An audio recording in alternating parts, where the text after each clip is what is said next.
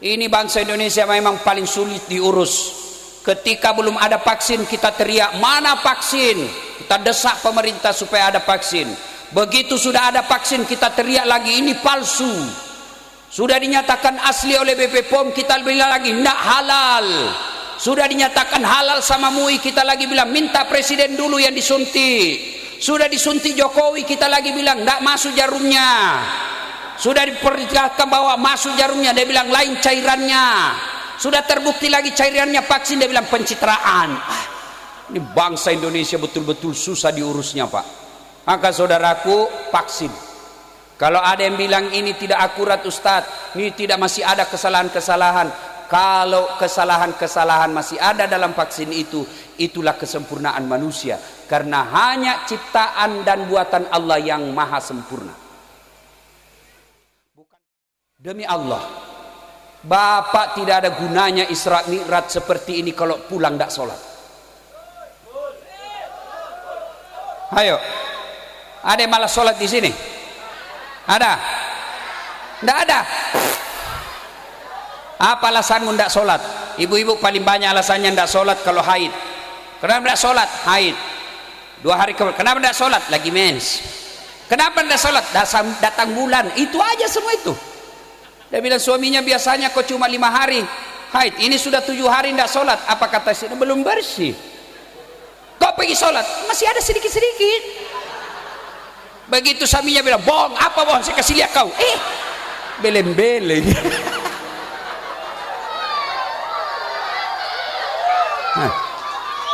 Kapan lagi perempuan banyak tidak sholat kalau ada pengantin?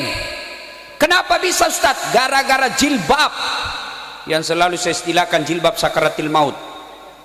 3 lapis jilbabnya, kuning, biru, coklat, abu-abu. Oh, ada lagi dikasih miring di sini. Ada kayak pohon-pohon di belakang. Masya Allah. Begitu suaminya, Bu, kau pergi sholat. Saya sudah kasih umroh, kau jualkan tanah, kau tidak sholat. Apa dia bilang? Kau sadar Pak? Saya sudah sadar, saya suruh kau sholat. Kau sadar Pak? Kau tidak lihat ini jilbabku 1 jam dipakai. Demi Allah, Bapak meninggal, pertama ditanya bukan berapa mobilmu. Bapak meninggal pertama ditanya, ya kerja apa tidak? Enggak. Yang pertama ditanya tentang sholat. Ketika ada orang wafat, seluruh pengantar sudah kembali, maka datanglah penjaga kubur. Yang pertanyaan ditanya, Marrabuka, siapa Tuhanmu? Kalau sholatnya baik, tenang, Bapak tidak usah cemas, maka sholat akan menjawab Allahu Akbar. Giling kepala malaikat. Tahu, hebat betul ini cowok. Barusan aku dapat. Ditanya lagi, man nabiyuka, siapa nabimu? Salat kita menjawab lagi, asyhadu an la ilaha illallah wa asyhadu anna muhammadar rasulullah. Malaikat katakan, makin keren aja nih cowok ini. Ini orang seram ini. Itu kalau baik salatnya. Tapi kalau tidak beres sholatnya, dia sholat cuma hari Jumat, itu pun paling terlambat datang, paling cepat pulang. Orang khotbah dia tidur, dia tangguh ke malaikat, dia kasih goyang godamnya. Dia bilang, sudah lama ku tunggu kau celaka. Kurang ngajar, kau banyak ceritamu. Begitu ditanya, Marrabuka, siapa Tuhanmu? Dia bilang, tunggu dulu, orang baru datang. Ditanya lagi, Marrabuka, siapa Tuhanmu? Kaget langsung dia jawab, ketuhanan yang Maha Esa.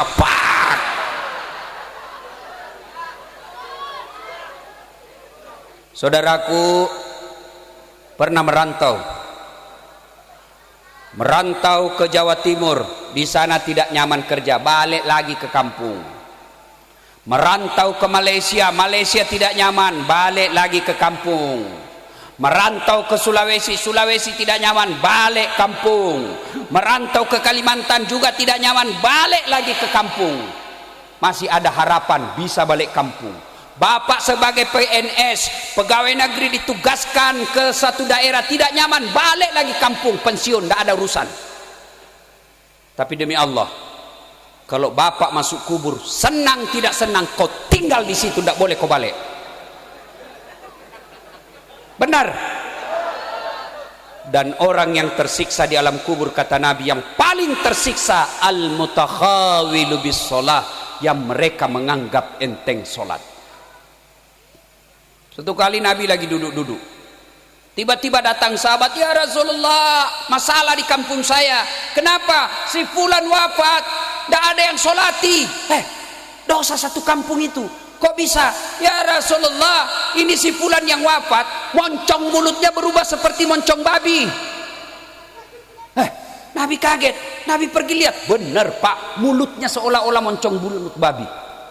Nabi doakan dengan izin Allah berubah kembali jadi seperti manusia. Nabi solati, selesai disolati mau dimasukkan ke liang kubur, kembali moncongnya seperti moncong mulut babi. Nabi katakan, ya sudah, makamkan aja dia. Selesai makamkan, ditanya, ini orang sholat enggak? Sholat ya Rasul, cuma hari Jumat saja, itu pun kadang-kala enggak. Hati-hati kau yang hari Jumat saja sholatmu.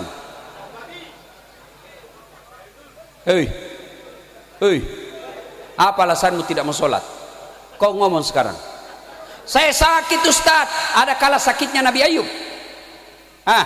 Itu Nabi Ayub seluruh anggota tubuhnya dimakan ulat. 16 tahun beliau sakit. Apa beliau menyerah dan sholat? Tetap dia sholat. Kamu baru influenza. Kalau sakit gigimu ya sudah, kau sholat sakit gigi. Allah tahu kau lagi sakit gigimu. Apa lagi? Ustaz, dia cakep Ustaz, gagah Ustaz, artis. Ada kala gagah Nabi Yusuf.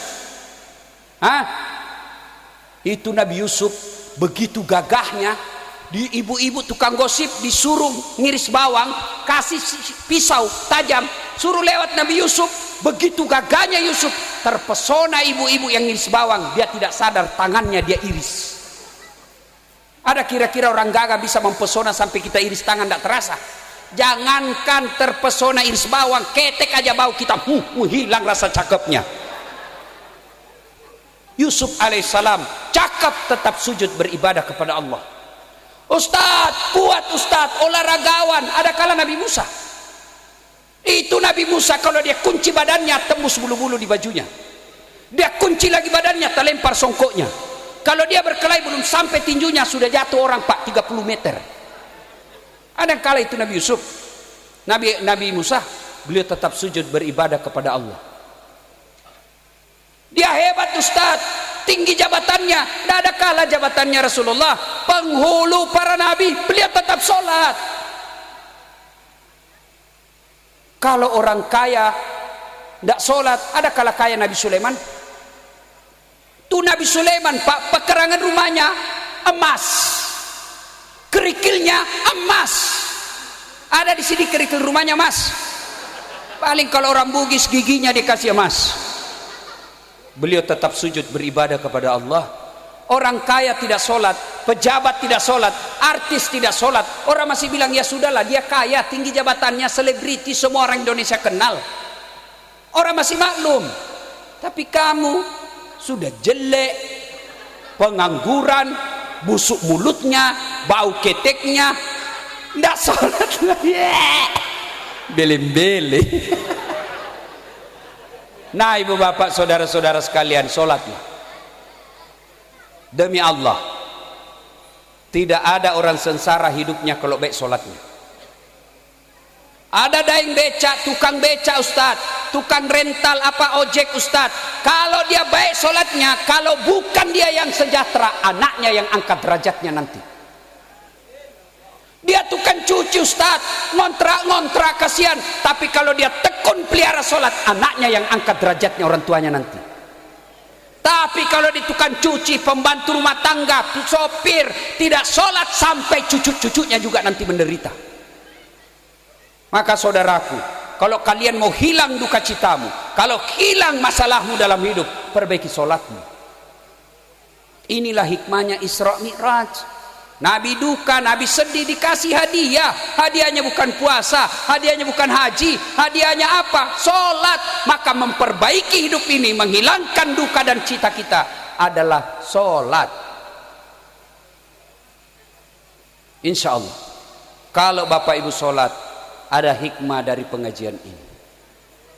Mudah-mudahan kehadiran kita ada manfaat. Insya Allah lain waktu dan kesempatan kita akan lanjutkan. Mohon maaf, kita tidak boleh lama berkumpul, Pak.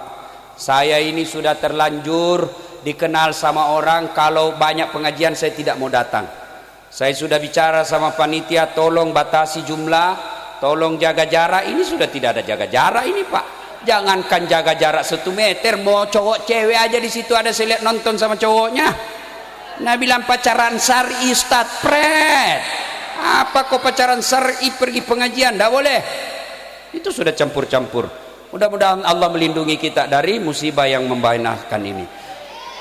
Saya alhamdulillah sudah vaksin, Pak. Dan saya senang setelah vaksin. Ternyata setelah saya vaksin ini, Pak, keberanian saya sama istri makin menjadi-jadi. Jadi kalau ada bapak yang takut sama istrinya, segera vaksin. Ya, kalau sudah ada panggilan untuk vaksin, silakan datang vaksin. Vaksin ini adalah ikhtiar. Vaksin ini adalah upaya, bagian daripada usaha atau ikhtiar kita. Ini bangsa Indonesia memang paling sulit diurus. Ketika belum ada vaksin, kita teriak, mana vaksin? Kita desak pemerintah supaya ada vaksin. Begitu sudah ada vaksin, kita teriak lagi, ini palsu. Sudah dinyatakan asli oleh BP POM, kita bilang lagi, tidak halal. Sudah dinyatakan halal sama MUI, kita lagi bilang, minta presiden dulu yang disuntik. Sudah disuntik Jokowi, kita lagi bilang tidak masuk jarumnya. Sudah diperlihatkan bahwa masuk jarumnya, dia bilang lain cairannya. Sudah terbukti lagi cairannya vaksin, dia bilang pencitraan. Ini bangsa Indonesia betul-betul susah diurusnya, Pak. Maka saudaraku, vaksin. Kalau ada yang bilang ini tidak akurat, Ustadz, ini tidak, masih ada kesalahan-kesalahan. Kalau kesalahan-kesalahan masih ada dalam vaksin itu, itulah kesempurnaan manusia. Karena hanya ciptaan dan buatan Allah yang maha sempurna. Bukan vaksin yang membuat kita mati, tapi ajal. Tiba ajal biar tidak vaksin mati. Tiba ajal biar vaksin mati. Lalu kenapa kita vaksin? Supaya kita terhindar dari penyakit. Kenapa kalau kita sehat? Kalau kita sehat, ibadah kita sempurna. Coba lihat, gara-gara vaksin, gara-gara virus ini, sholat kita sudah jaga jarak. Alhamdulillah sekarang sudah boleh berjamaah. Mudah-mudahan nanti kalau kita sudah vaksin semua, Ramadan masuk, kita sudah boleh tarawih. Kita sudah rindu mau ke Baitullah untuk umroh. Tapi selama kita masih ada pandemik ini, kita tidak bisa pergi lagi ke umroh, tidak bisa lagi sholat jamaah dengan rapat, tidak bisa lagi kita buat tabligh akbar yang menghadirkan satu kampung. Maka supaya kita segera bangkit dan hilang vaksin, hilang COVID ini, maka mari sambut vaksin itu. Segeralah kita vaksin, dan alhamdulillah vaksin ini gratis alias tidak dibayar. Nah, ibu bapak saudara-saudara sekalian, pada akhirnya kalau ingin menghilangkan duka cita, ingin berdialog dengan Allah, maka gunakan sholat 5 waktu. Demikian, lebih dan kurangnya mohon dimaafkan. Kenapa, ibu? Lanjut. Memangnya saya pilkada. Lanjut 2 periode, bukan pilkada ini. Terus, memangnya saya tukang parkir. Kalau masih mau dengar ceramah saya, gampang. Buka YouTube, tulis nama saya, Dasat Latif. Oh, keluarlah itu semua ceramah saya.